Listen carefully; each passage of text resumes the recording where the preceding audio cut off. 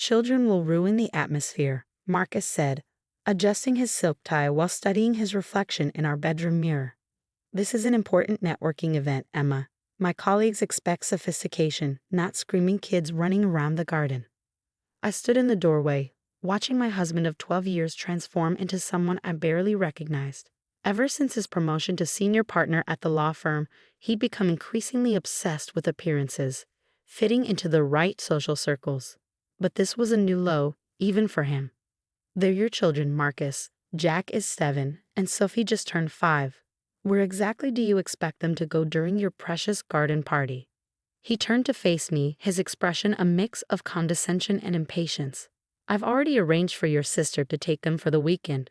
The party starts at 4. They need to be gone by 2. My name is Emma Mitchell, and at 35, I never imagined I'd be standing in my own home, listening to my husband explain why our children weren't good enough for his social circle. Our beautiful Victorian house in Maple Grove Estates had always been a source of pride, its sprawling garden the envy of the neighborhood. Now Marcus was turning it into a stage for his social climbing ambitions, with no room for the people who should matter most. The kids have been excited about this party for weeks, I said, keeping my voice steady despite the anger building inside me. Sophie even picked out a special dress. She wants to show everyone her butterfly catching skills.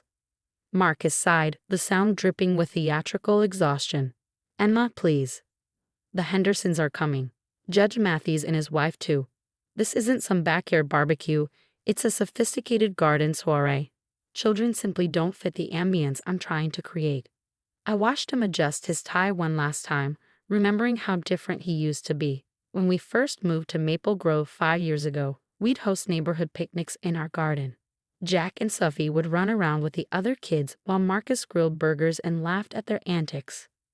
Now, he was too concerned with impressing his colleagues to remember what really mattered. Fine, I said, my voice cool. I'll tell them they're spending a weekend with Aunt Lisa. But Marcus, don't expect me to help you host. If our children aren't welcome in their own home, neither am I. He barely looked up from his phone. Actually, that might be best. You've been stressed lately. Take the weekend off with the kids. I've got this covered. The casual dismissal stung, but I refused to let him see how much. Instead, I went to find our children, dreading the conversation ahead. I found them in the garden, Jack helping Sophie practice her butterfly catching technique with a little net we'd bought her for her birthday. Mommy, look. Sophie called out, her pink dress already showing grass stains. I almost caught one. Can I show everyone at Daddy's party? My heart clenched. Actually, sweetie, I have an idea. How about we have our own special weekend? Aunt Lisa said we could stay with her, and you know what that means. Cousin Emma's treehouse. Jack exclaimed, momentarily distracted from his disappointment. But then his face fell. But what about the party? Dad said we could help set up the fairy lights. I pulled them both close, breathing in Sophie's strawberry shampoo and Jack's lingering scent of outdoor adventures. Sometimes grown-ups make silly decisions, I said carefully. But I promise you, we're going to have an amazing weekend. Better than any boring old garden party. As I helped them pack their overnight bags, an idea began to form. Marcus wasn't the only one with connections in Maple Grove Estates. As head of the Neighborhood Children's Committee, I'd spent years organizing events and building relationships. If he wanted to exclude our children from their own home, fine. But he wasn't the only one who could throw a party. I made 3 calls while the kids finished packing. The first was to Lisa, confirming we could use her massive backyard. The second was to Maria Garcia, head of the HOA social committee and mother of 3. The third was to Tom Anderson, who owned the local party supply company and had always complained about Marcus's stuck-up attitude. A neighborhood carnival? Maria's voice crackled with excitement over the phone. Emma, that's brilliant. The families here have been saying we need more kid-friendly events. I can have approval from the board within an hour.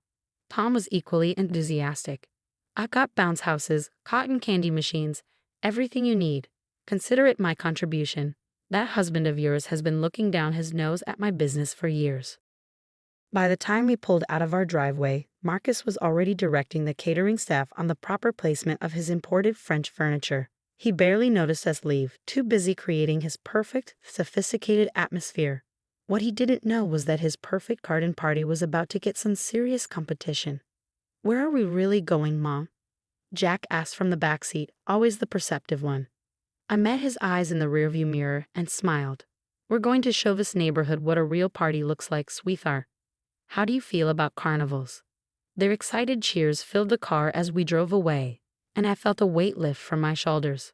Marcus could have his sophisticated soiree, but in excluding our children from their own home, he'd given me the push I needed to stop accepting his increasingly elitist behavior.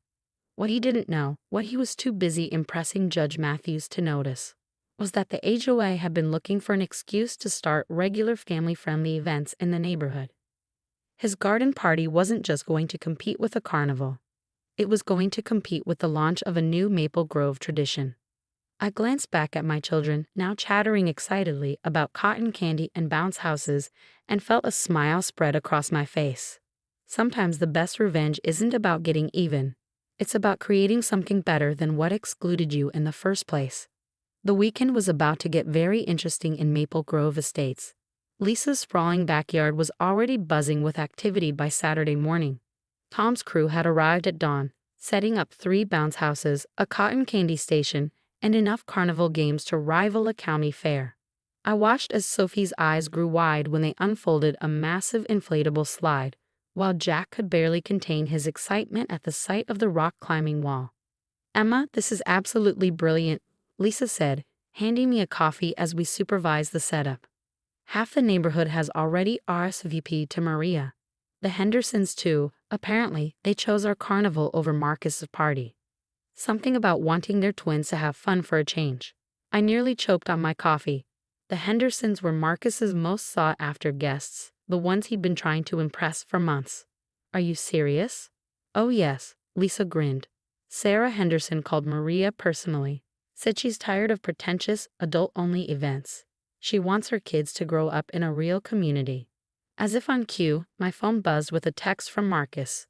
"Where are the Hendersons? They just canceled, claiming another event. Did you have something to do with this?" I ignored the message and focused on the transformation happening before me. The local face-painting artist had arrived, setting up her station under a striped tent. The scent of popcorn filled the air as Tom's team tested the machines. Parents from the neighborhood started showing up early, offering to help with the setup. "Mrs. Mitchell." I turned to see Jenny Thompson, the quiet girl from Jack's class, running toward us. "Mom says we're having a real carnival. Can I help with the butterfly garden?" The butterfly garden had been Sophie's idea. When she couldn't show off her catching skills at Marcus's party, we decided to create a special area with flowering plants to attract butterflies. The local nursery had donated dozens of butterfly-friendly flowers, and now children were carefully arranging them in a beautiful pattern. "Of course you can, sweetie," I said with a smile, watching her join the other kids. This was what a real community looked like, children and adults working together, creating something special. By early afternoon, the carnival was taking shape. Maria had organized a volunteer schedule, with parents taking turns running different stations. The Henderson twins arrived early, immediately joining Jack at the rock climbing wall. Their mother, Sarah, found me by the cotton candy machine. "Emma, this is exactly what Maple Grove needed," she said warmly. "When we moved here, we worried it would be all stuffy garden parties and forced sophistication. This," she gestured at the joyful chaos around us, "this is real." My phone kept buzzing with messages from Marcus, each one more frantic than the last. "Judge Matthews just canceled too. What's going on? Emma, answer me. Why is everyone talking about some carnival? This is completely unprofessional. You're undermining my career." I turned my phone off and joined Sophie at the butterfly garden. She was in her element, teaching younger children how to attract butterflies with sugar water. Her special dress, the one she wanted to wear to Marcus's party, was now adorned with face-painted butterflies to match her garden. "Look, Mommy," she called out, holding up her butterfly net as a monarch landed perfectly on the rim. "I caught one, and I get to show everyone." The afternoon sun cast a golden glow over the carnival as more families arrived. The bounce houses were full of laughing children. Parents chatted while kids got their faces painted, and the cotton candy machine worked overtime. Even some of the older residents who usually complained about noise were enjoying themselves. Mrs. Peterson, the notorious HOA complainer, was teaching children how to make origami butterflies at a craft table. "Emma," Maria called out, hurrying over with her tablet. "You won't believe this. The HOA board just voted. They want to make this a monthly event. They're calling it Community Family Fun Day, and they want you to head the organizing committee." I was stunned. The HOA was notoriously strict about events, usually preferring Marcus's type of sophisticated gatherings. "Are you serious? What about noise complaints?" Maria laughed. "Look around. Even the usual complainers are having fun." Plus, she lowered her voice conspiratorially. "Between you and me, they're not too happy with Marcus trying to turn the neighborhood into some exclusive country club. This is exactly the kind of community spirit they want to encourage." As if to prove her point, I spotted Judge Matthew's grandchildren racing down the inflatable slide, their usually stoic grandfather cheering them on. He caught my eye and gave me a warm smile and a thumbs up. The butterfly garden had become the heart of the carnival. Children gathered there between activities, learning about nature from Sophie and her newfound confidence. Jack had organized a junior rock climbing competition, complete with safety demonstrations for the younger kids. They weren't just having fun. They were building connections, learning leadership skills, becoming part of something bigger.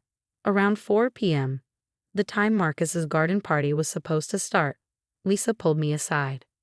"You should see what's happening at your house," she said, showing me her phone. One of the neighbors had sent her a photo of our backyard, set up with Marcus's imported furniture and sophisticated decorations, completely empty except for the catering staff and a handful of his colleagues from the firm. "The caterers are Instagramming about it," Lisa snickered. "They're calling it the party that wasn't. Apparently, it's becoming a bit of a local joke." I should have felt satisfied, maybe even vindicated, but instead, I felt a twinge of sadness. Marcus had become so focused on appearances that he'd lost sight of what really mattered. The sound of children's laughter, the joy of community, the real connections that make life meaningful, he was missing all of it. "Mrs. Mitchell."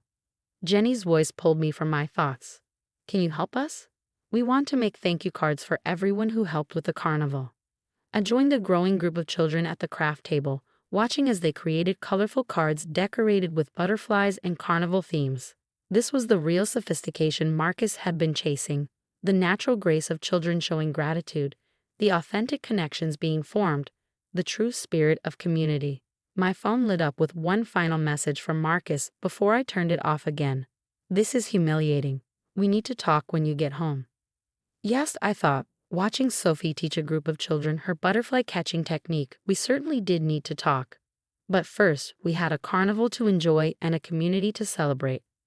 The sun was setting over Maple Grove Estates, casting long shadows across Lisa's backyard, but nobody was ready to leave.